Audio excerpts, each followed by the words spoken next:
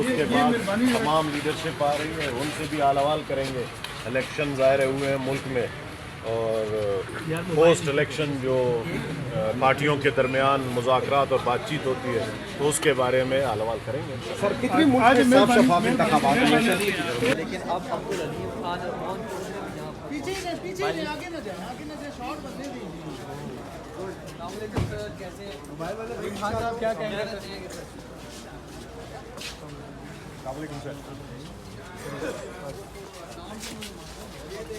ठीक है आस्ता आस्ता चलते जाओ। सर जंगीर तरीन साहब ने सियासत छोड़ दी, क्या कहेंगे?